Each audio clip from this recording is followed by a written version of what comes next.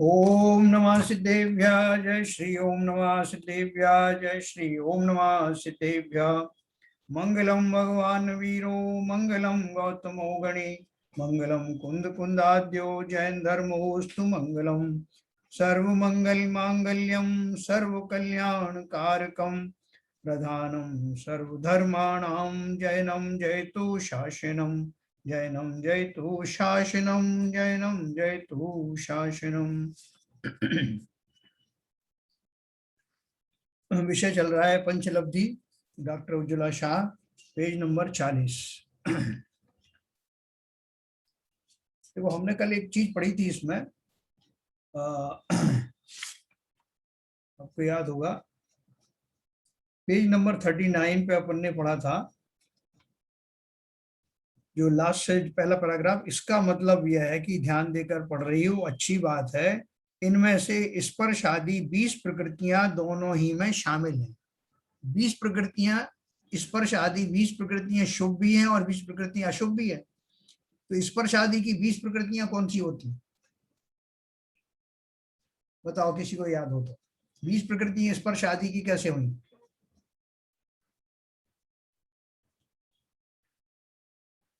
विभिजन साहब पता है आपको? बाबू जी वो कॉम्बिनेशन में थी ना, कुछ कॉम्बिनेशन में थी वो।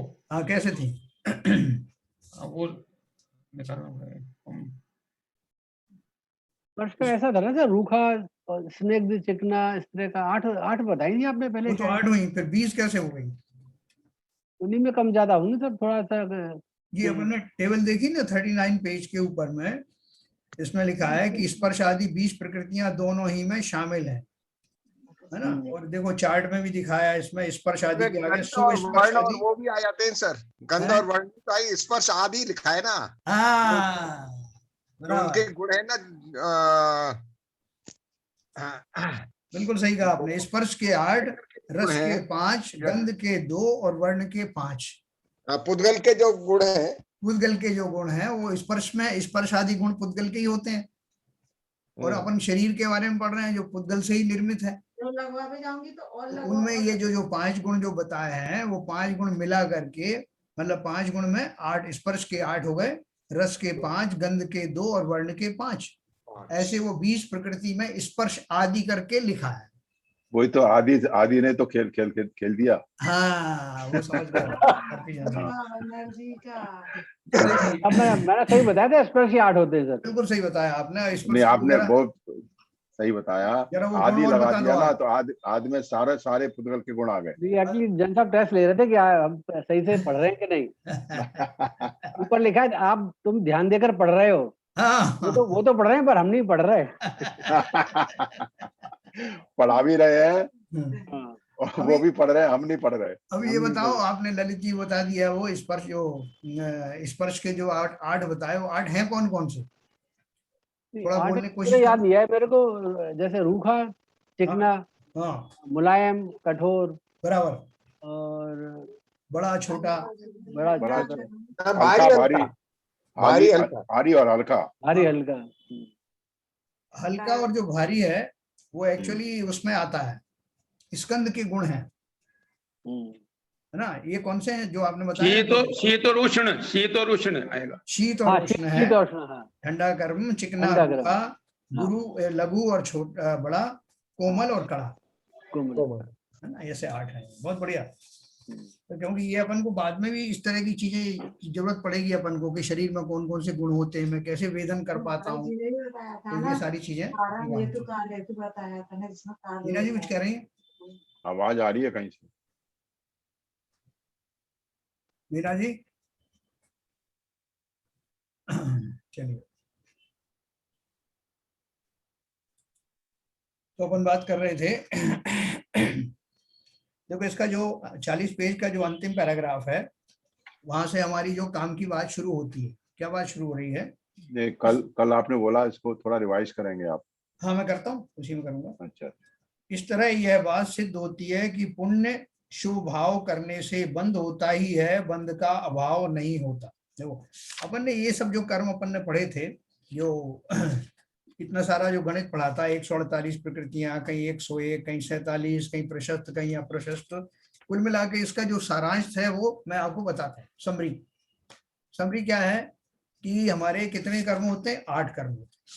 8 कर्मों की फर्दर मूल 8 जो है मूल प्रकृतियां हैं, उनकी फर्दर जो उत्तर प्रवृत्तियां होती हैं उनकी चर्चा अपन ने करी। इसमें से ज्ञानावरण कर्म की, दर्शनावरण कर्म की अपन ने सब पढ़ी ना, ये कितनी कितनी होती हैं। तो फिर उसके बाद में उन्होंने उसकी समरी बनाई है। पेज नंबर 38 पे समरी है, जिसमें कर्म में 2 भेद किए, घाती कर्म और आघाती कर्म। तो घाती कर्म की उन्होंने 47 प्रकृतियां कैसे बनाई? ज्ञानावरण की 5, दर्शनावरण की 9, मोहनी की 28 और अंतराय की 5। कुल मिला के ये 47 प्रकृतियां जो है वो घाती कर्मों की हो गई। और अघाती कर्मों की अपन ने देखी 101 प्रकृतियां उन्होंने बताई। कैसे? वेदनी की 2, आयु की 4, नाम की 93 और गोत्र की 2। 101 प्लस 47 मिलकर के 148 जो प्रसिद्ध नंबर है वो आ जाता है 148। क्योंकि जब वो कोई अरहंत बनता है तो घाती और अघाती दोनों का ही नाश होता है। अघाती में तो कुछ बनी रहती हैं, बाद में जाती हैं वो जो सिद्ध अवस्था में चली जाती सारी। तो ये जो घाती कर्म की 47 तो अरहंत बनने के समय में समाप्त होने के बाद ही जीव अरहंत बनता है। और इसमें उन्होंने फिर इसमें भेद किया कि अपन प्रशस्त यानी पुण्य रूपी जो प्रकृतियां कौन सी हैं और जो पाप से बनती हैं वो प्रकृतियां कौन सी हैं। जब जीव पाप करता है तो कौन सी प्रकृतियां बनती हैं, जब पुण्य के भाव या शुभ भाव करता है तो कौन सी प्रकृति बनती है। ये उन्होंने कैटेगरी बना दी। कैसे बनाई? क्योंकि पुण्य और पाप रूपी जो प्रकृतियां हैं वो घाती कर्मों में तो होती नहीं। घाती कर्म तो सारे ही अशुभ वाले ही होते हैं, पाप रूपी ही होती हैं। तो वो घाती कर्म तो आपके एक साइड में कर लो। अब जो पुण्य पाप करने का जो स्कोप जहां बचा वो अघाती कर्मों में बचा। अघाती कर्मों में उन्होंने बता दिया, उसके 2 भेद बता दिए, प्रशस्त प्रकृति, अप्रशस्त प्रकृति। यानी जब आप शुभ भाव करोगे, पुण्य भाव करोगे, तो अघातीय कर्मों की जो प्रशस्त जाति की प्रशस्त प्रकृतियां जिनका उन्होंने वर्णन किया है, पुण्य के द्वारा, शुभ भाव के द्वारा उनका बंध होगा। और जब पाप आदि करोगे तो अप्रशस्त प्रकृतियों का बंध होगा। ये पाप वाली जो है वो एडिशनल है। घातीय कर्मों की पाप प्रकृति तो है ही, अघातीय वाली ये पाप प्रकृति और है एडिशनल। इनमें आपकी चॉइस पड़ती है कि इनमें से आप शुभ भाव करो, अशुभ भाव करो। तो इसमें देखो अपन ने बहुत अच्छे से समझा, जो अच्छी प्रकृतियां हमारे अच्छे भावों के कारण मिलती हैं अघाती जाति की, जिन्हें हम पुण्य के प्रताप से पाई हुई जाना कहते हैं, वो कौन सी है? साता वेदनी की 1 है ना, हमारा साता का उदय है, या साता का उदय। शुभ आयु 3 है, मैंने 3 पढ़ी ना, मनुष्य, देव और तिर्यंच है। ये शुभ आयु है। मैंने आपको बताया था आयु और गति में क्या फर्क बताया था कि आयु एक अलग से कर्म है, फुल फ्लैज अघातीय कर्म है, जबकि गति जो है नाम कर्म का एक उत्तर प्रकृति है। और दोनों में भेद क्या बताया था कि आयु जब बनती है तो उसमें उसी जाति की, उसी से संबंधित जो गति है वो भी सिंक्रोनाइज हो जाती है, कोइंसाइड हो जाती है। ये तो हुई एक बात। लेकिन अब वही चीज आयु में तो जो है अच्छी बताई है और गति में बुरी हो गई। इसका एक्सप्लेनेशन अपन ने किया था, एक बार और करेंगे कि मनुष्य, देव और तिर्यंच की आयु तो शुभ है। आयु शुभ क्यों है? क्योंकि वो लोग उसमें जो उस आयु में पहुंच जाते हैं, उस आयु का बंध जो हो जाता है, जो उनकी भोगावली में वो आता है, तो उसको वो अच्छा मानते हैं, मरना नहीं चाहते। नहीं, कभी शुभ भाव भी कर सकते हैं उसमें हैं, उन गतियों में उस भाव शुभ भी हो सकते हैं, होते हैं। हाँ, भाव तो खैर शुभ होते हैं। भाव तो दूसरी गति में, नरक में भी होते हैं, नरक में भी होते हैं। तो उनको शुभ इसलिए कहा है कि उन आयु में आने के बाद जीव मरना नहीं चाहता, मतलब उस आयु में कंटिन्यू करना चाहता है। ओके, इसलिए वो शुभ आयु कहीं है। लेकिन अब तो गति की बात करो, वो तो ज्ञानता की वजह से कंटिन्यू करना चाहता है। नहीं, वो जो जीवों की जो भी दशा है उसके हिसाब से तो कहते हैं अच्छा या बुरा। अभी देखो वेदनी के 2 भेद, जो शुभ साता वेदनी असाता वेदनी कहे ना, उसमें भी आप कहोगे वो तो जीवों के ऊपर डिपेंड करता है साहब। कोई उन्हीं वस्तुओं को साता का जो है वो उदय मानते हैं, कोई उसको असाता का उदय मानते हैं। लेकिन यहाँ जो बात कही गई है बाय एंड लार्ज स्थिति, जो पर्टिकुलर स्थिति है उसकी विवेचन हो रहा है। हाँ, तो अपन वो पहले उसका विवेचन साता वेदनी वस्तुओं के हिसाब से नहीं बताया है, साता वेदनी बताया आत्मा के वेदन के हिसाब से। जो आत्मा में सुख का वेदन करे वो साता है, जो आत्मा में दुख का वेदन करे वो असाता है। और नहीं। वस्तुओं में साता साता नहीं होती एक मिनट मेरे ख्याल से। एक मिनट अपन वो पहले नहीं आयु और गति का अपन पहले क्लियर कर लें, फिर अपन नहीं साता करते हैं। साता साता साता की बात चल रही थी ना इसलिए। हाँ, तो देखो वो तो मैंने एग्जाम्पल के लिए बताया था। तो सो आयु जो है वो 3 इसलिए बताई गई, इस अपेक्षा से बताई गई कि उनमें आने के बाद में जीव मरना नहीं चाहता, इसलिए वो आयु शास्त्रों में 3 शुभ बताई हैं। लेकिन गतियों की जब बात करते हैं तो तिर्यंच जो गति है, नरक तो खैर है ही, गति बुरी है ही, वो तो उसकी तो आयु भी बुरी है और गति भी बुरी है, लेकिन उसमें एक और ऐड हो जाती है, वो है तिर्यंच गति। क्योंकि तिर्यंच गति में जीवों की जो दुर्दशाएं होती हैं, जो दुर्गति होती है, वो सब जानते हैं, है ना। हम वो उसमें मरना नहीं चाहते, अलग बात है, लेकिन अच्छी नहीं लगती लोगों को। कहाँ फंस गए, जहाँ पंचेंद्री आदि ये बैल और ये सब बने, गधे बने, उनके ऊपर कितना बोझा डाला जाता है, मूक बधिर होते हैं, कोई उनका कत्ल करके उनका मांस भक्षण कर रहा है, ये तो पंचेंद्री त्रियंचों की बात है। और नीचे के जो जीव, उनका तो कहना ही क्या, एक इंद्री से लेकर के और 4 इंद्री तक जीव, कहाँ जाना है, कहाँ मरना है, कहाँ के भोजन ढूंढना है, कैसी दुर्गति उनकी होती है, लेकिन फिर भी मरना नहीं चाहेगा वो जीव। कि देखो वो किसी से कहो, वो जीव से अगर वो सुनने लायक हो कि भाई साहब ऐसा है कि आप बहुत परेशान हो गए, हम आपको जो है मृत्यु का वरदान देते हैं, मृत्यु आपके ले आते हैं, तो नहीं नहीं नहीं साहब मुझे मरना नहीं। अरे वो कोई चीज आती है पास में, उससे छोड़ के भागता है डर के, हाँ, अपने को बचाता है मरने से। भय संज्ञा होती है ना सब तो जीवों फिर में। वो आयु कर्म को अच्छा मान रहे हैं सब, कि वो उस गति को अच्छा मान रहा है, जिस गति में है, जिस पर्याय में है, उसको वो अच्छा मान रहा है, इसलिए उसे छोड़ना नहीं चाह रहा। यस, अरे! आयु कर्म के लिए तो अच्छा प्रशस्त प्रकृति है वो। नहीं नहीं, ये बोल रहे हैं कि गति तो को ऐसे अच्छा। मनुष्य गति भी अच्छी, मतलब बाकी भी है। अच्छा, मनुष्य गति आप अच्छी बता ही रहे हैं। हाँ, मनुष्य अच्छी है, देव अच्छी है, और त्रियंच गति भी इसलिए अच्छी है कि जीव मरना नहीं चाहता, लेकिन वो संक्लेशित तो रहता है कि मैं कहाँ फंस गया। जहां जब जीवों को, जब चतुरेंद्रीय तक के जीवों को तो कुछ ज्ञान ज्यादा होता नहीं, लेकिन वो अपन सब प्रत्यक्ष में देखते हैं, अपन भी देखते हैं, केवल ज्ञानी भी जानते हैं कि उनकी जो गति है वो दुर्गति ही है। उनको जो जो असुविधाएं होती हैं वो सब दुर्गतियां ही हैं। यहाँ तक कि जो त्रियंचों में से जो सैनी पंचेंद्रीय होते हैं, या सैनी पंचेंद्रीय भी जो होते हैं, वो मरना तो वो भी नहीं चाहते, लेकिन उनको भी लगता है कि ये कोई जो आयु है, कोई हमारा जीवन है। नरक से तो बढ़िया ही है ना, इसलिए। हाँ, ये नरक में तो क्या है, नरक में जीव मरना चाहता है, वो आयु उसको पसंद नहीं। यहाँ जो तीनों आयु में जीव जो है मरना नहीं चाहता, लेकिन त्रियंच आयु में जीव मरना चाहता लेकिन मर नहीं पाता। जैसा एक क्वेश्चन है यहाँ पर, जी, तो ये तो जो पर्याय में आदमी है, उस पर्याय का उस आदमी को, मतलब उसको छोड़कर उसको विश्वास ही नहीं है, मतलब उसको आगे, मतलब जैसे देवगति में जैसे आपने बोला ले जाना चाहते हैं, लेकिन जाने के लिए कोई तैयार नहीं होता। चाहते तो सब है, लेकिन यदि उनको मौका मिले तो कोई नहीं जाएगा, नहीं क्योंकि वो पर्याय वाइज हमको ऐसा लगता है कि अभी ये जो हम जिस गति में है, वही गति, वही सबसे ज्यादा सुख उसी में है, दूसरी गति में सुख नहीं है, ऐसा। नहीं, वो ले जाना चाहने की जो बात है ना, वो हमारा मोहिनी कर्म का विषय है।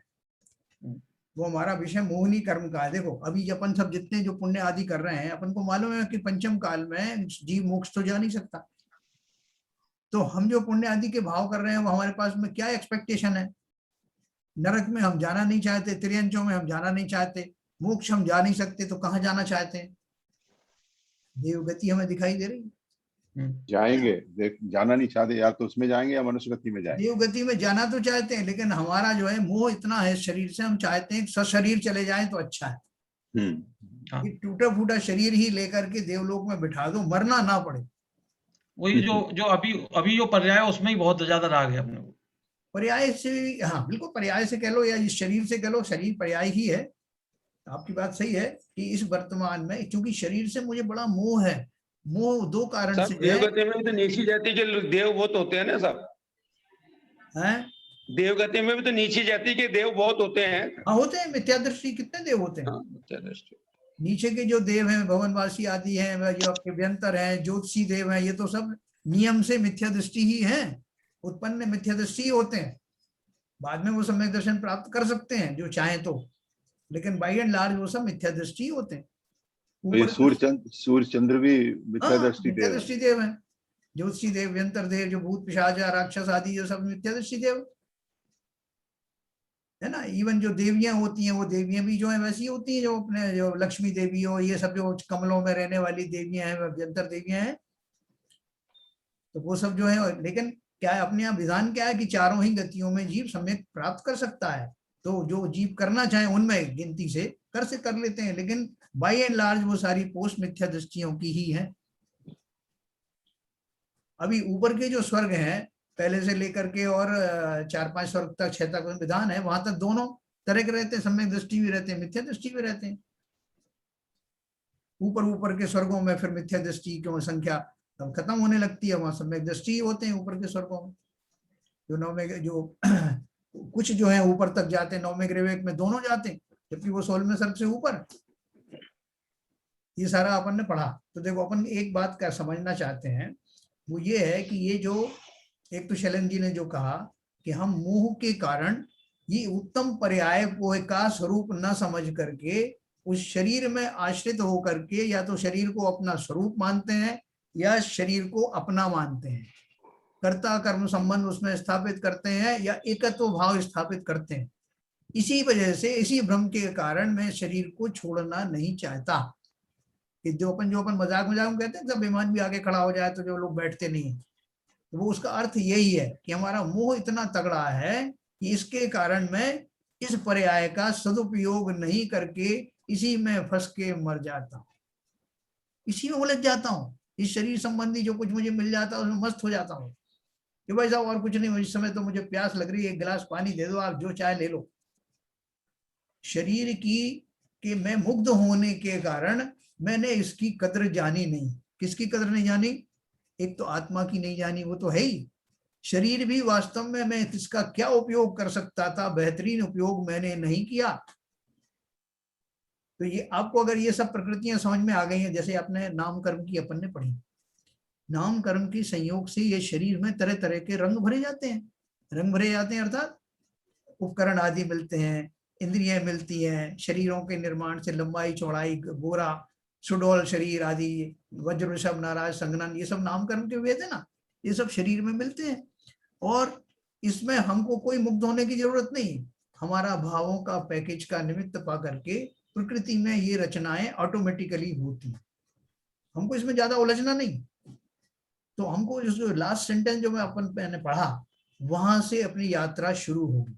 ये तो हमने जान लिया कि शरीर में जो कुछ मिलता है बनता है उसमें क्या मोहित होना, हमारे मोह को छुड़ाने के लिए सब डिटेलिंग की गई है, मोह बढ़ाने के लिए नहीं।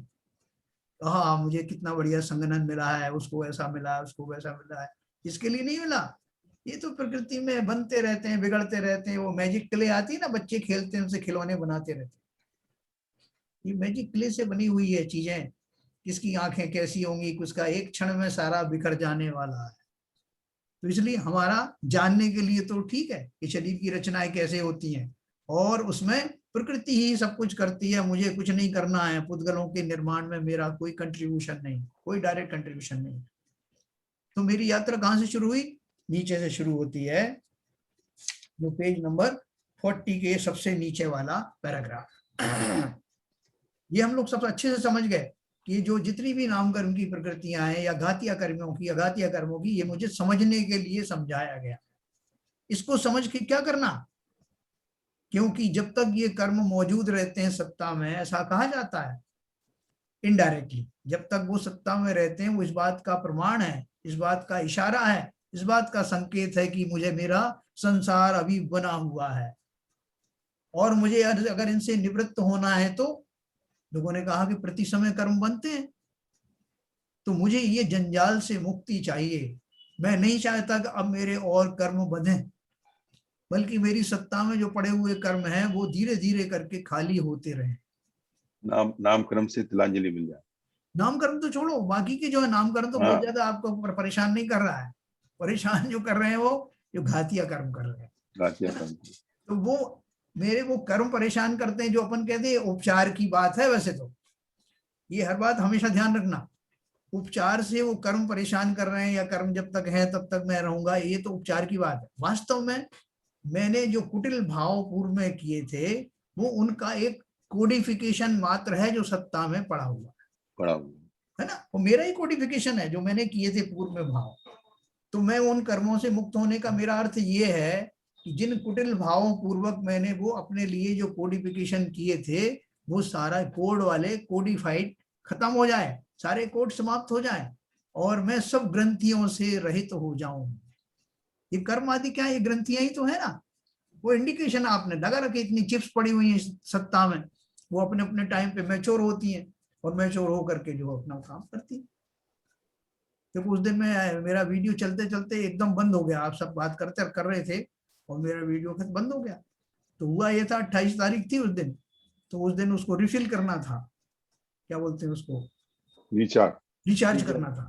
रिचार्ज नहीं करना मैं भूल गया और उसका ठीक उतने 8:00 तक का उसका टाइम था, उसके बाद वो बंद हो गया। अब वहां कोई ऑपरेटर थोड़ी बैठा था कि साहब अभी 8:00 हो गया तो मैं इनको बंद कर दूं। कैसी ऑटोमेटिक सिस्टम है कि ठीक उतने बजे, कोई मैनुअल इंटरवेंशन नहीं, कोडिफाइड है वो चिप, इतने बज के इतने मिनट पे आपका वो सुविधा छीन ली जाएगी। तो उसका तो देखिए, पर्याय जब बदलनी होती है तो उसका तो कोई नोटिफिकेशन नहीं आता। हाँ, मगर रिचार्ज का तो नोटिफिकेशन आया होगा आपके पास। नहीं, मैं क्या बोलना चाहता हूँ कि ये जितनी भी जो घटनाएं घटित होती हैं वो सारी जो है ऑटोमेटिकली हो रही हैं। तो वो जो कर्म जो पड़े हुए हैं ना, वो चिप जो बोलते हैं अपन, वो कोडिफिकेशन जो कोडिफाइड जो हमारे कर्म है वो पड़े हुए हैं और वो उनको कोई मैनुअली जो है अनकोडिफाइड नहीं कर सकता। नहीं तो उसका इंडिकेशन तो आता है ना साहब, अभी समझ तो आ ही रहा है, इंडिकेशन तो आ ही रहा है, क्योंकि जैसे रिचार्ज का नोटिफिकेशन आता है बराबर उसी तरह वो कर्मों में, सत्ता में कर्म पड़े हैं, उनका भी तो आवास होता है ना। बिल्कुल हो रहा है। देखो, जो हम ज्ञानी इस ज्ञान पर्याय में, जिस पर्याय में मेरा ज्ञान कुछ है, उसमें ये सब हम महसूस कर रहे हैं ना।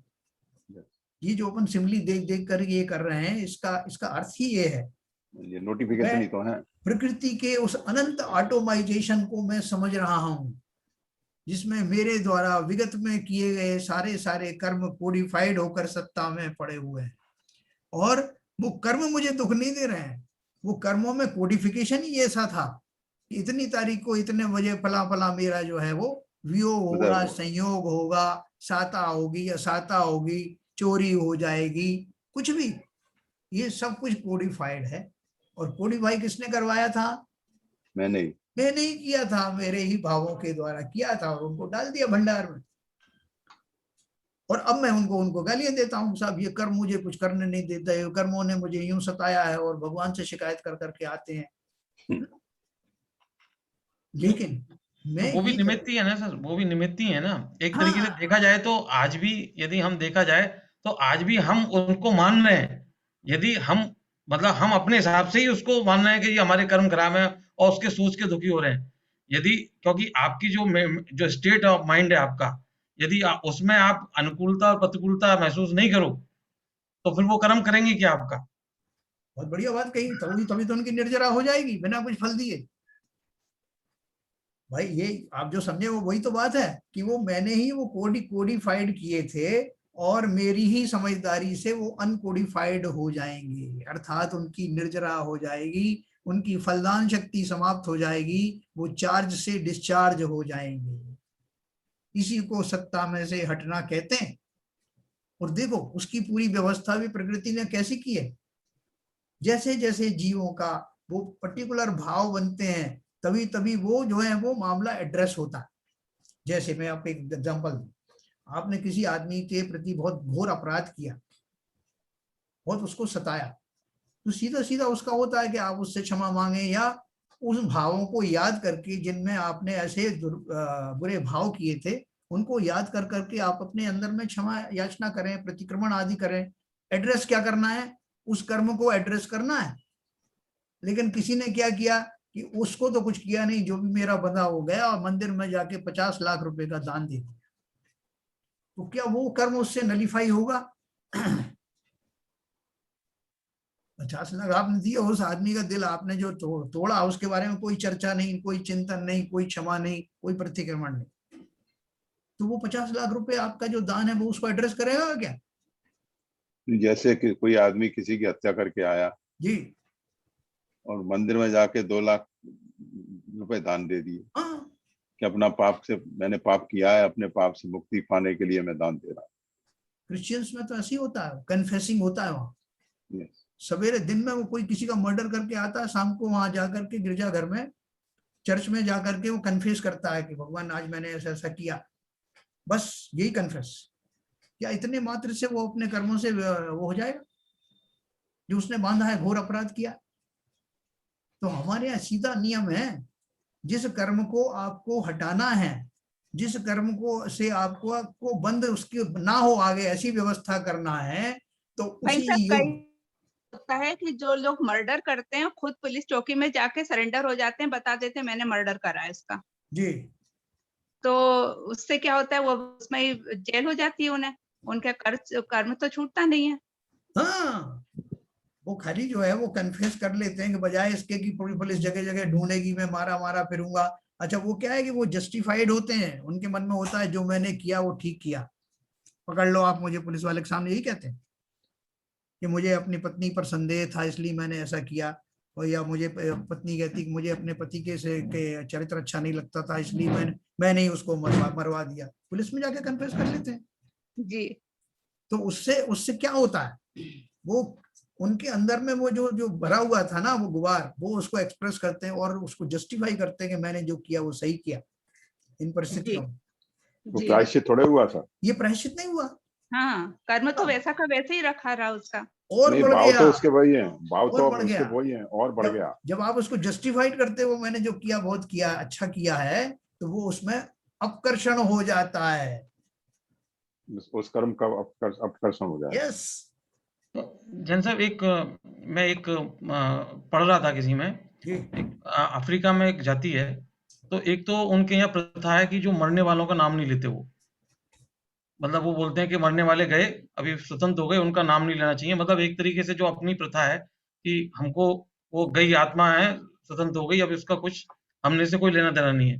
दूसरा, उन्होंने एक और उनकी प्रथा ये थी कि जैसे कोई आदमी किसी का परिवार में हत्या कर देता है तो वो पकड़ा जाता है, तो कबीले वाले उसको सजा देते हैं। तो सजा में क्या करते हैं, उसको नाव में बांध के ऐसी जगह छोड़ देते हैं कि जहां पर वो मर जाएगा आदमी।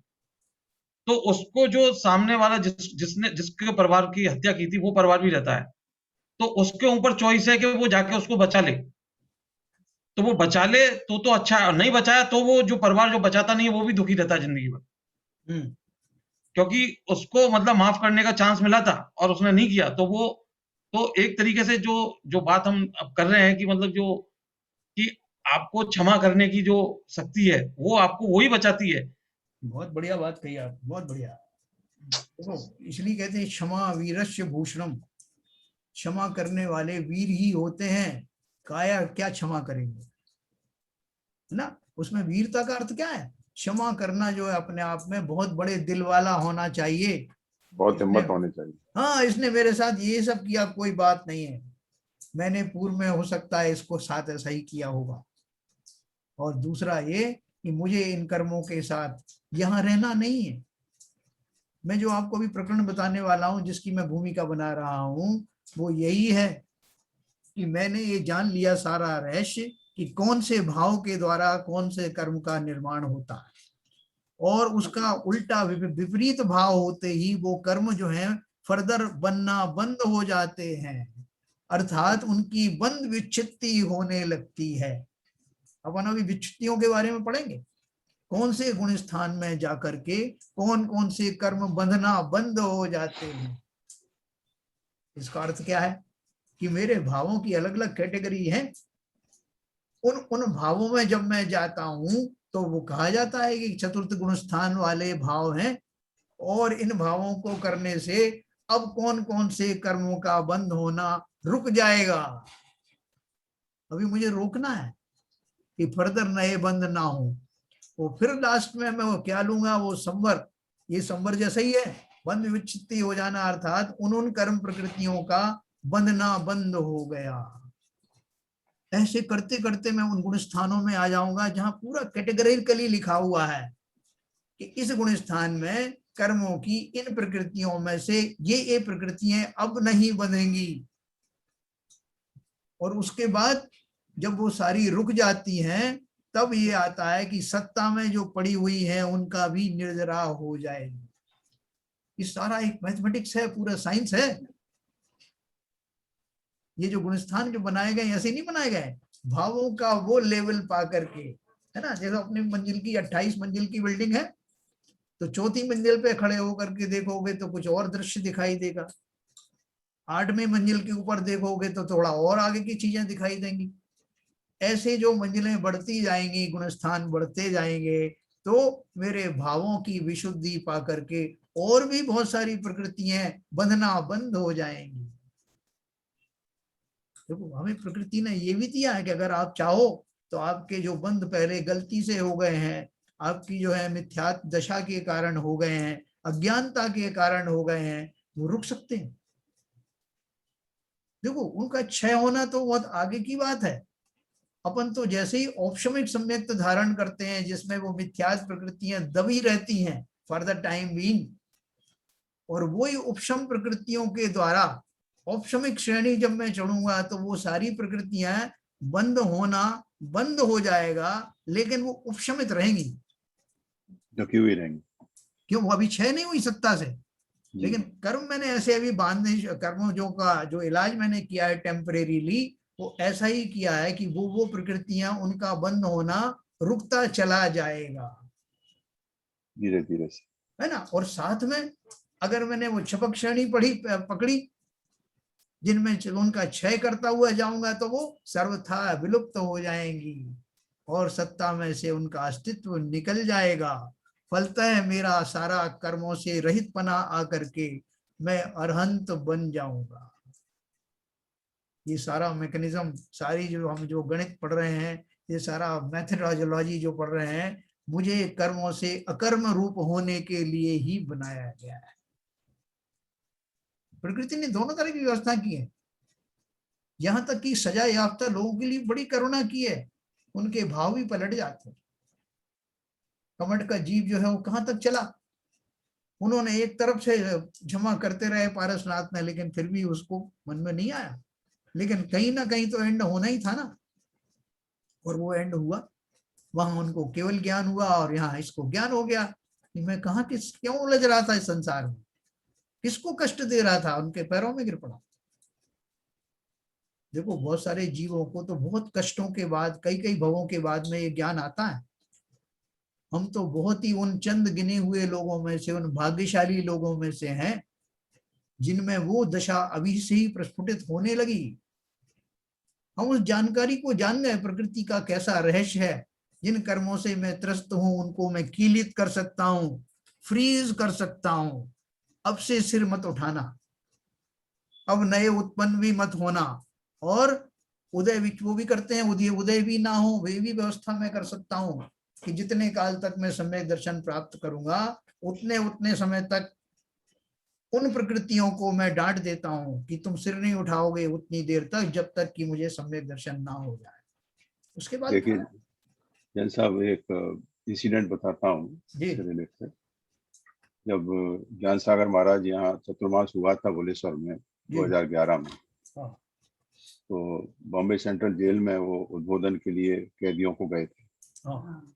वो होम मिनिस्ट्री से परमिशन लेके गए थे, मैं भी गया था उनके साथ। तो वहाँ के जेल सुपरिटेंडेंट ने क्या कहते हैं करीब 200-250 कैदियों का अरेंजमेंट किया था, एक हॉल में सबको बिठाया था, वहाँ उद्बोधन किया। तो उसके उद्बोधन के 2 पार्ट थे। एक तो उन्होंने आधा घंटे तक अपना जो भी संबोधन किया सबको, उसके बाद उन्होंने बुलाया स्वेच्छा से कौन कौन आके अपने विचार व्यक्त करना कैदी। उसमें साहब 25-30 कैदी आए और वो उनके संबोधन से इतने भाव हुए उनकी आत्मा, उनके भाव ऐसे बदले कि हर आदमी जो भी जिसने जीवन मतलब जो कोर्ट के अंदर या पुलिस के अंदर उन्होंने बयान नहीं दिए होंगे, उन्होंने पूरी अपनी जो कुछ किया था, जो कुछ कर्म किए थे, उन्होंने खोल के रख दिए। सर पटक के रो रहे थे वो उनके सामने। 25-30 ऐसे वो लोग थे जिन्होंने खुल के अपना प्रायश्चित किया, अपना भाव बदले कि मैं इन कारणों से मैंने ऐसा हुआ और मैं कहाँ गया हूँ, मैंने क्या कर दिया, मैंने अपना जीवन बर्बाद किया, अपने माँ बाप को, पूरे परिवार को इसमें संतप्त रखा। जेल सुपरिटेंडेंट ने कहा बाद में कि जितने लोगों में से 250 लोगों में से जो 20 लोग अगर ये सही रास्ते पे आ जाते हैं तो मेरा जीवन सफल हो गया, बाकी का हो या ना हो। तो आप बात कह रहे हैं कि अगर हमारे को इसका रियलाइजेशन हो जाए और आगे के कर्म ना बने और निर्जरा होना शुरू हो जाए तो बाकी तो सीढ़ियां अपने आप चढ़ना शुरू हो जाए। बिल्कुल सही है। देखो सबसे बढ़िया बात क्या है, मैंने जैसे आपको कहा कि भले ही हम सम्यक दृष्टि नहीं हुए हैं, लेकिन जो मोक्ष मार्ग प्रकाशक में पंडित टोडरमल जी ने एक कैटेगरी बताई जो आपको और कहीं नहीं मिलेगी, सम्यक सन्मुख मिथ्या दृष्टि। वाह। मिथ्या दृष्टियों की भी एक वो कैटेगरी जो सम्यक प्राप्त करने ही जा रही है। अब वो पढ़ोगे तो आपके रोमांच हो जाएगा। हो सकता है कि मैं इसी कैटेगरी में आ गया हूं। ये तो मैं जान गया कि अभी सम्यक दर्शन हुआ नहीं है, लेकिन जिस तरह के भाव हिलोरे मार रहा है, मैं बिल्कुल सन्निकट हूं सम्यक दर्शन के। और जैसा मिथ्या दृष्टियों के घोर मिथ्यात्व के भाव रहते हैं, कम से कम मैं ऐसा महसूस करता हूं कि हमारे उतने भयानक, उतने तीव्र मिथ्या दृष्टिपना नहीं। ये मामूली बात नहीं है। बिल्कुल सही है ना। और जो मैं आपको भूमिका बना के बात कर रहा हूं कि मैं चाहूं तो उन कर्मों का शमन कर सकता हूं कि फॉर द टाइम बीइंग सिर मत उठाना, जब तक कि मैं इस विद्या को सिद्ध ना कर लूं। विद्या कौन सी है? सम्यक दर्शन रूपी विद्या। इसकी प्राप्ति का मैंने अब पूरा जो है गणित सीख लिया है। अब मैंने पूरा समझ मुझ में आ चली है। अब आप जो है आप ही उनको कीलित कर सकते हो, फ्रीज कर सकते हो, उपशम कर सकते हो, क्योंकि अब मैं औपशमिक सम्यक धारण करने जा रहा हूं। तो देखो अंतिम पैराग्राफ अपन ने फिर से पढ़िए। अब मैं वो छोटी मोटी पुण्य पुण्य पुण्य पाप के चक्कर में पढ़ने वाला नहीं। जैसा मैं जाके इतनी देर तक घंटा बजाऊं, इतनी देर तक ये करूं वो करूं, सब जो अनुष्ठान करता रहूं तो उससे हो जाए। मैं तो उससे ऊपर की क्लास में जा रहा हूं। इसमें कोई शक नहीं कि जिनेंद्र देव की पूजन अर्चना के द्वारा हमको वो लेवल आता है। लेकिन कब आता है? जब मैं उनका वो रहस्य जानूं कि वो कैसे अनंत बने। जब मैं एक लव्य की तरह मात्र अगरबत्ती जला करके संतुष्ट नहीं होता, बल्कि उनके समक्ष ही उनकी प्रेरणा से धनुर्विद्या सीखता हूं, तब मैं एक लव्य कहलाता हूं। उसी तरह से मेरे वो जिनेंद्र देव, जिनकी मैं अनादिकाल से कई कई बार जब जब भी मुझे जैन धर्म मिला, मैंने उनकी पूजन तो की, लेकिन उनको सुनाया ही सुनाया, उनकी नहीं सुनी। अब मुझे ये समझ आ गया, उन्हीं भक्ति के भाव, उन्हीं के प्रति सारा समर्पण करते हुए अब उनके गुणों को देखता हुआ मैं उनकी पूजन करूंगा। मुझे संसार के सुख नहीं चाहिए, भौतिक सुख नहीं चाहिए, बहुत हो गया। मुझे तो अब वो चाहिए जो उन्होंने प्राप्त किया। और ये पूरी प्रक्रिया उनकी और मेरी एक जैसी है। वो भी इसी तरह बने और उन्होंने कृपा करके वो अपने दिव्य ध्वनि के माध्यम से जीवों को बताया कि भाइयों मार्ग ये है। हम भ्रमित हो जाते हैं, उनसे छोटी मोटी चीजें डिमांड करके संतुष्ट हो जाती हैं, पूरी पर्याय खत्म। कितना बढ़िया अमूल्य समय मिला है। तो देखिए अपन पढ़ते हैं। इस तरह यह बात सिद्ध होती है कि पुण्य शोभाव करने से बंद होता ही है, बंद का अभाव नहीं होता है ना। साहब मैं तो पुण्य भाव करूंगा, मैं शुभ भाव करूंगा, तो क्या करोगे कि कौन सा बंद होगा? अपन ने देखा प्रशस्त होगा कि अप्रशस्त होगा? अप्रशस्त होगा। अगर प्रशस्त भी हुआ यानी पुण्य बंध भी हुआ तो वो भी तो बंधन है ना। परंतु सम्यक दर्शन प्राप्त करके मिथ्यात्व और अनंतानुबंधी कषाय मिटते हैं। उस समय से विशिष्ट प्रकृतियों का बंद होना रुक जाता है। विशिष्ट माने स्पेसिफिक। उन प्रकृतियों के बंद की व्युच्छित्ति होती है। ये नया शब्द है, ये ध्यान रखना। उन प्रकृतियों के बंद की व्युच्छित्ति होती है क्रमशः अप्रत्यख्यानावरण, प्रत्यख्यानावरण, संजुलन कषायों के उदय का अभाव होता जाता है। वैसे अधिकाधिक प्रकृतियों की बंद की विच्छित्ति होती जाती है। ये क्या बताया? विच्छित्ति मतलब निर्जरा है? नहीं, बंद होना, रुक जाना। हाँ, रुक जाना, संबर हो जाना। विच्छित्ति माने हाँ, बराबर। तो देखो इन्होंने क्या बोला, जैसे ही सम्यक दर्शन की प्राप्ति होती है उसी गुण स्थान में पहले ही गुण स्थान के अंतिम भाग में सम्यक दर्शन होने वाला है, और तब वही गुण स्थान चतुर्थ गुण स्थान कहलाएगा। तो इसमें जो भी 47 प्रकृतियां, जितनी नंबर आएगा अभी, उतनी जो प्रकृतियों की बंध विच्छित्ति होती, तो वो कहते हैं पहले ही गुण स्थान में बंध विच्छित्ति हुई। पहले गुण स्थान में कब हुई? हाँ, कब हुई? जबकि चतुर्थ गुण स्थान लगने वाला था, सीढ़ी पे पहुंचने वाला थे। हाँ, वो जो संधि स्थान है उसमें जाकर के उन जीवों को, उन प्रकृतियों का बंध रुक जाता है। क्यों रुक जाता है? क्योंकि अब वो इवेंट, प्रसिद्ध घटना होने वाली है, जब वो मिथ्यात्व वाले कर्म सब जो हैं फ्रीज कर दिए जाएंगे, और मैं एक होगा ना उस समय। हाँ, एक अंतर मुहूर्त, इसलिए मैंने फ्रीज कहा, एक अंतर मुहूर्त तक वो फ्रोजन रहेंगे, और उतने एक अंतर मुहूर्त में मैं अपना काम कर लूंगा। वो बहुत प्रसिद्ध घटना है, ये सारी किताब उसी को समर्पित है। तो वो करण लब्धि के तत्वाधान में सब होता है। करण लब्धि का वो जो परिणाम आते हैं, वो तभी आते हैं अंतिम समय में, जब सम्यक दर्शन प्राप्त होने ही वाला है। तो बोल रहे हैं अब मेरा क्या होने लगता है, जब मेरे भाव ऐसे सुधरते हैं। तो पहले अनंतानुबंधी कषाय चल रही थी ना, जब तक सम्यक दर्शन नहीं हुआ था। अब सम्यक दर्शन हो गया, तो सम्यक दर्शन होने के बाद क्या क्या होता है? क्रमशः अप्रत्याख्यानावरण, प्रत्याख्यानावरण, संजुलन कषायों के उदय का अभाव होता जाता है। जब मैं सम्यक दृष्टि हो गया तो अनंतानुबंधी कषायों का आपका बंध विच्छित्ति हो गई, उनका उदय का अभाव हो गया। अभी उदय में नहीं है ना, वो फ्रीज है, वो अभी शमित हैं, उपशमित हैं। तो अभी कौन कौन सी जो कषाय और हैं जिनका उदय चल रहा है? अप्रत्यख्यानावरण, कि मुझे सम्यक दर्शन भी हो गया, लेकिन अभी भाव नहीं आ रहे हैं कि मैं अनुव्रत धारण करूं। और फिर उसके बाद बाकी के तो हैं, अनुव्रत धारण नहीं करता तो महाव्रत भी धारण करने के भाव नहीं होंगे, है ना। संजुलन आदि कषाय बनी रहेंगी, लेकिन धीरे धीरे करके वो सब क्रमशः उनका उदय का अभाव होता जाता है। जब अप्रत्याख्यानावर्णी कषाय का उदय नहीं हुआ तो जीव अनुव्रत धारण कर लेता है। जब प्रत्याख्यानावरण कषाय का उदय नहीं है, मुनि बन जाता है, महाव्रत धारण करता। हाँ, और जब उससे उच्च कोटि के जो है वो धारण करता है, गुण जितना श्रेणी आदि आरोहण करने के भाव आते हैं, तो संजुलन कषाय मात्र रह जाती है। तो देखो, इस तरह से बंध की हानि होना संवर है। आपने बताया ना सीविजन साहब, बंद होना रुक गया अर्थात संवर हो गया। नाव में पानी आना बंद हो गया, छेद में से अपन ने पढ़ा था ना। संवर पूर्वक निर्जरा भी होती है, अर्थात सत्ता में पड़े हुए कर्म अधिक मात्रा में छूटकर निकल जाते हैं। जैसे ही मेरे संवर के भाव आते हैं तो साथ साथ क्या होता है कि उनमें जो कुछ पानी भर गया है नाव में पहले, उसको भी तो खाली करने के भाव आते हैं कि भाई साहब बंद तो कर दिया, इसमें डाटा लगा दिया, अब जो भर गया उसको निकालो ना।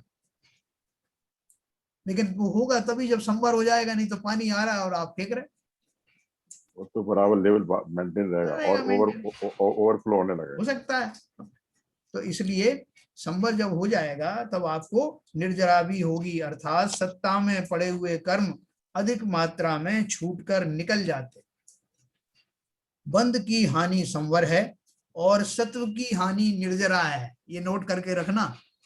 कोई पूछे संवर और निर्जरा की परिभाषा बताओ, तो संवर का क्या बताया उन्होंने कि बंध की हानि, अब बंद होना बंद हो गया है तो संवर हो गया है, और सत्ता में पड़े हुए कर्म निकलने लग गए हैं, मतलब निर्जरा हो रही है।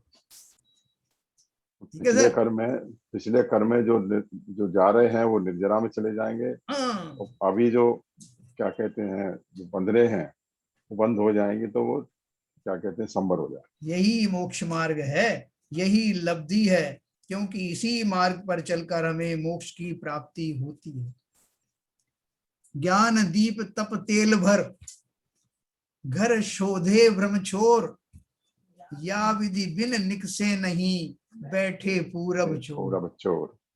है कितना, एक दो लाइन के अंदर में पूरा आपको रहस्य बता दिया कि सम्यक दर्शन सम्यक ज्ञान के बिना वो ना संवर होता है। और जो बैठे हुए पूरब चोर, मतलब सत्ता में जो पहले से विद्यमान जो कर्मों की प्रकृतियां हैं, उनकी निर्जरा जब तक ज्ञान के द्वारा, शोधन के द्वारा, चारित्र के द्वारा, संयम और तप के द्वारा अपने घर की यानी अपने अंतस्थल का शोध ना कर दो, झाड़ू बुहारी ना कर दो, तब तक वो चोर, जब जाओगे तो वो चोर मिल जाएंगे, साफ सफाई करोगे सब निकल जाएंगे। ये रहस्य है। तो इस तरह बंध की हानि संवर है और सत्व की हानि निर्जरा है, और यही मोक्ष मार्ग है, यही लब्धि है, क्योंकि इसी मार्ग पर चलकर हमें मोक्ष की प्राप्ति होती है। यहाँ तो केवल प्रकृति का बंध रुकता है, उसकी चर्चा की, परंतु हमने बंध के 4 प्रकार देखे थे, याद है? प्रकृति बंध, प्रदेश बंध, स्थिति बंध और अनुभाग बंध। अभी अपन ने जो अभी तक पढ़ा वो 8 प्रकार के कर्म पढ़े, तो 8 प्रकार के कर्म और उनकी उत्तर प्रकृतियां, अर्थात हमने अभी तक जो पढ़ा वो क्या पढ़ा? प्रकृतियां ही पढ़ी, कर्मों की प्रकृतियां। बाकी के और बंध कौन से थे? अनुभाग बंध, स्थिति बंध, प्रदेश बंध, है ना? 4 तरह से बंध है ना। तो यहाँ बोल रहे हैं यहाँ तो केवल प्रकृति का बंध रुकता है, उसकी हमने चर्चा की, परंतु हमने बंध के 4 प्रकार देखे थे, याद है? प्रकृति बंध, प्रदेश बंध, स्थिति बंध और अनुभाग बंध। जो कोडिफिकेशन होता है डिफरेंट, वो कैटेगरी एक ही टाइम में ये सब होता है। जब जीव भाव करता है, जैसे अपन ने बताया ना, जब वो ग्रास अपन मुंह में लेते हैं, तो ग्रास जब अंदर जाता है तो उसमें से किसका विटामिन बनना है, किसका खून बनना है, कौन सा हड्डियों के उसमें जाने वाला है, वो सब अपने आप चला जाता है, शरीर उसको डिस्ट्रीब्यूट कर लेता है। लेकिन एट ए टाइम आपने एक ग्रास लिया, उसमें ही सब कुछ था। इसी तरह से जब मैं कर्मों का बंध करने वाले भाव प्रति समय जब करता हूं, तो उनमें कर्मों की सभी प्रकृतियों का, सभी में से जहां जो चॉइस है वहां उनमें से एक, उन सब का बंध होता है। और वो बंद होकर के उसमें कितना अनुभाग पड़ा, कितना प्रदेश बंद, कितने परमाणु आए, किस जाति के आए, कितने समय तक रहने वाले हैं, फलदान देने वाले हैं, ये सब इंटेंसिटी देने वाले, हाँ, और कितनी इंटेंसिटी से आने वाले, ये चारों एट ए टाइम जब आपने बंद किया तभी डिसाइड हो गया। देखो कितनी सूक्ष्मता है। कई बार अपन बोलते हैं कि साहब वो ऐसा है कि मेरे जो ऐसे भाव आए थे वो मैंने उसमें मेरा ये भी था कि इस जीव का बुरा ना हो जाए, मैंने ऐसा भी सोचा था साहब। वो ऐसा है कि आप सोचते समय, ये बंद करते समय ये सब सोच लेना कि मेरे भाव कैसे थे।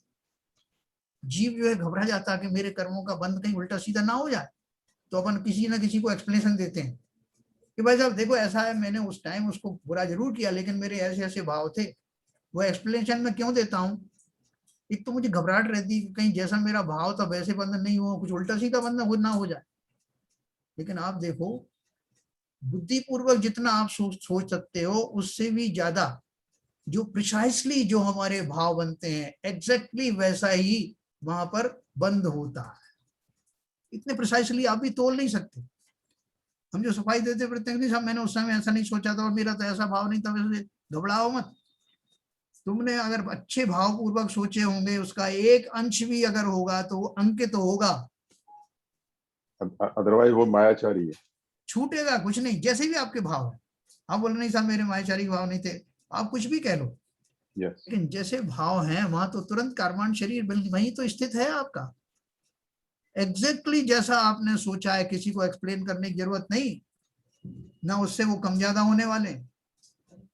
प्रकृति का प्रमाण जो है बिल्कुल अनूठा है, जैसा आपने सोचा तुरंत रिकॉर्ड हुआ। ये बात अलग है कि फिर आपका जो है संक्रमण आदि के भाव हो जाए और उन भावों से उनमें कमी ज्यादा हो जाए, वो अलग बात। लेकिन जब रिकॉर्डिंग होगी, रिकॉर्डिंग बहुत ही तटस्थ भाव से, बिना किसी भेदभाव से एग्जैक्टली वही होगी। सारी तरह के भाव का जो मिक्सचर आपका बन रहा है वो सब पॉइंट बाई पॉइंट रिकॉर्ड होगा। तो ना तो घबराने की जरूरत है और ना सफाई देने की जरूरत। हाँ, 10 बार सफाई देने की जरूरत नहीं है। कभी कभी हम 10 बार सफाई देते हैं, बात करते करते 10 बार बात को बोलते हैं। जी हाँ, उसकी जरूरत ही नहीं है। वहां तो जो है सो चला गया, जो है सो है। आप किसको बता रहे हो? आप ठग किसको रहे हो? हैं? जो मेरे भाव जैसे थे, किसी को कुछ भी कहते रहो, वहीं के वहीं तो आपका रिकॉर्ड हो गया। और फलता है जब वो फलित होगा तो उसी रूप में फलित होगा। और किसके माध्यम से फलित होगा? अरे प्रकृति में इतने इंस्ट्रूमेंट्स हैं फलित होने के लिए, जिनमें जीवत्व भी हैं, जीव भी हैं, अजीव भी हैं। ऐसी घटनाएं भी, आप गिर पड़े, चले जा रहे थे सड़क में, पूरी कार धस गई आपकी, जैसे अभी बता रहे दिल्ली का, रो हो गए शरीर में, पत्थर से टकरा गए आप, बिजली का उल्कापात हो गया। जीवों का तो है ही कि साहब उस पर मनुष्य ने मुझे, जो उनसे आप कुछ नहीं कहते, इस पत्थर ने मुझे टक्कर क्यों मारी, ये बिजली मेरे ऊपर क्यों गिरी, उनसे आप कुछ कहते नहीं, क्योंकि आप कह नहीं सकते। लेकिन जिन जीवों के माध्यम से हमको वो सब मिलता है, किसी ने आपको ठग लिया, किसी ने आपके ऊपर गुस्सा कर दिया, किसी ने आपका मान अपमान कर दिया, तो उनसे जरूर शिकायत हो जाती है। हम तब ये सोचते नहीं कि ये भी तो वही इंस्ट्रूमेंट हैं जो प्रकृति में भेजे गए हैं, उनके माध्यम से भी मुझे फल मिलने वाला है, और वो वही होते हैं जिनको मैंने पहले सताया। इसलिए सभी जीवों के प्रति, जैसे मैं उल्कापात, बिजली, पत्थर, उनके प्रति कुछ नहीं कर पाता हूँ, कुछ भाव भी नहीं रखता हूँ, अपनी गलती मानता हूँ, मैं यहाँ क्यों आया, मैं क्यों टकराया, उसी तरह से जिन जीवों के माध्यम से उन कर्मों का आपको फल मिलता है, उनमें भी ऐसा ही मान्यता रखना कि मैंने भी इनका अपमान किया होगा, मैंने भी इनके साथ इस तरह के भाव किए। और ऐसा है, ये सिर्फ कल्पना की बात नहीं है, ऐसा मानने से मुझे फायदा हो जाएगा, एग्जैक्टली ऐसा ही है। जो कुछ मुझे मिलता है, मुझे मेरी ही करनी का फल मिलता है। तो थोड़ा सा अपन और पढ़ेंगे, 2 मिनट बचते हैं। तो बोल रहे हैं, जीव सम्यक प्राप्त करता है तब इन चारों ही प्रकार के बंध की हानि होती। ये चारों प्रकार के बंध जो है वो, उनमें कुछ ना कुछ क्षति होने लगती है, इतना घटने लगते हैं। विशिष्ट प्रकृतियों का बंध रुक जाता है, कम संख्या में प्रदेश बंद होता है। देखो क्या क्या अभूतपूर्व घटनाएं होने वाली होती हैं और होने वाली हैं हमारी, क्योंकि मेरा अभी समय पकने वाला। विशिष्ट प्रकृतियों का बंध रुक जाता है, कम संख्या में प्रदेश बंद होता है, कर्मों की स्थिति का बंध अंतः कोड़ा कोड़ी सागर से भी नीचे चला जाता है, तथा अप्रशस्त कर्मों का अनुभाग घटता हुआ बंधता है। कैसे कैसे चमत्कार होने लग गए। देखो क्या क्या हुआ कि मेरा जो प्रकृतियां, स्पेसिफिक प्रकृतियां कौन कौन सी अपन ने जो पढ़ी, उन सब पर 148 में से कौन कौन सी का बंद होना रुक जाएगा। कब रुक जाएगा? अभी सम्यक दर्शन के जब निकट पहुंचोगे तभी। और प्रदेश बंद में परमाणु कम आने लगेंगे, और स्थिति में, कर्मों की स्थिति जो 70 कोड़ा कोड़ी सागर तक के कर्म में एक बार में बांध लिया करता था, अब से मैं बांधूंगा तो उनकी स्थिति, ऐसा एक भी कर्म नहीं होगा जो एक कोड़ा कोड़ी सागर से ऊपर स्थिति वाला हो। मेरे भाव ऐसे बुरे नहीं होंगे।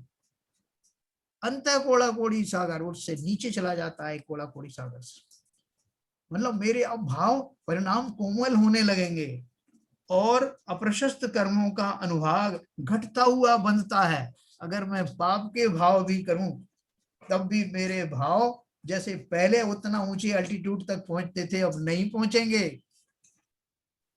उन पाप कर्मों में भी ऐसे कर्म बनेंगे कि जिनकी फलदान शक्ति पहले से बहुत कम होगी। जो कितने कितने चमत्कार हो गए, चारों में ही हो गए चमत्कार।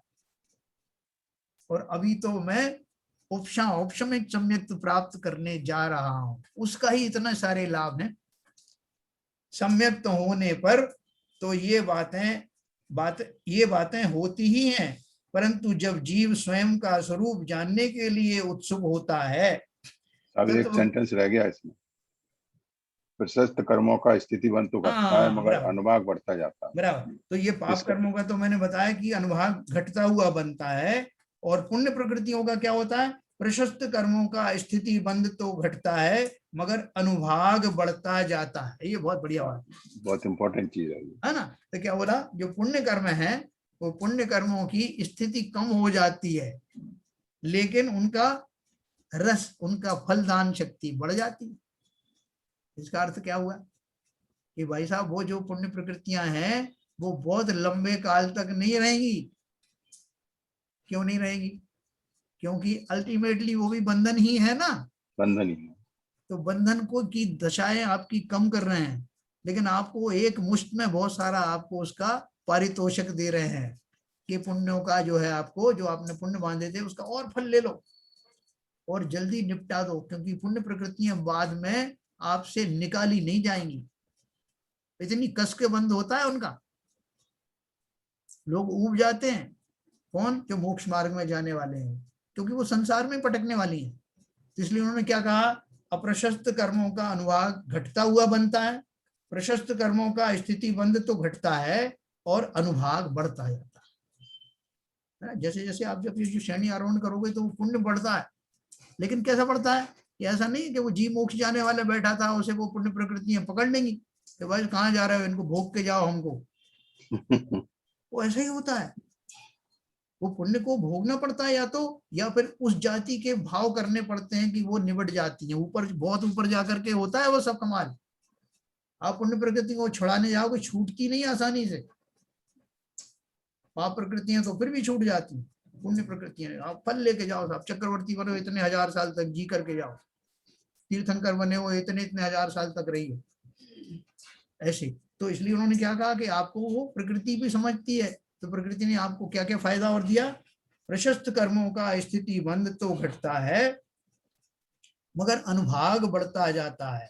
सम्यक्त होने पर तो ये बातें होती ही हैं, परंतु जब जीव स्वयं का स्वरूप जानने के लिए उत्सुक होता है, तत्व ज्ञान संबंधी, अपनी आत्मा संबंधी उसे जिज्ञासा और रुचि उत्पन्न होती है, तभी से अर्थात सम्यक्त के पूर्व होने वाली 5 लब्धियों में भी कर्मों में कितने सारे परिवर्तन होते हैं, कर्मों की शक्ति किस तरह ढीली पड़ती जाती है, इन सब बातों को हम देखेंगे तो कहेंगे हम बिना वजह कर्मों से डर रहे थे। जिस समय हो आत्मबुद्धि कर्म थर थर कांपते हैं, यह शास्त्र का कथन उचित ही है। बहुत बढ़िया, कितना बढ़िया सामर्थ्य मुझे मिला है, उनको बहुमान आना चाहिए। उस सामर्थ्य का उपयोग करने का समय आ गया है। सम्यक्त प्राप्त, उन्होंने क्या लिखा कि सम्यक्त प्राप्त होने पर तो ये बातें होती ही हैं, हम तो उसके पहले की बात बता रहे हैं। सम्यक प्राप्त होने के पहले की जो 4 लब्धियां हैं, करण लब्धि से पहले वाली, उनका भी जब अपन विवेचन पढ़ेंगे तो अपन दंग रह जाएंगे कि अरे इतनी सारी चीजें मुझे मिल जाएंगी। कब मिल जाएंगी? सम्यक दर्शन के मार्ग में चल पड़ने पर ही मिल जाएंगी ना। तो अब जो है हम कल उन दशाओं को आगे और जानेंगे कि मेरे अंदर क्या क्या मेरे पास टूल हैं और कैसे मैं उस सम्यक की दिशा में आगे बढ़ूंगा। सब लोग अच्छा लगा होगा? बहुत बढ़िया, बहुत बढ़िया। तो कल अपन इसको और थोड़ा सा और आगे बढ़ेंगे इस लाइन पर, और आनंद आएगा, है ना। समय हो गया। जिनवाणी स्थल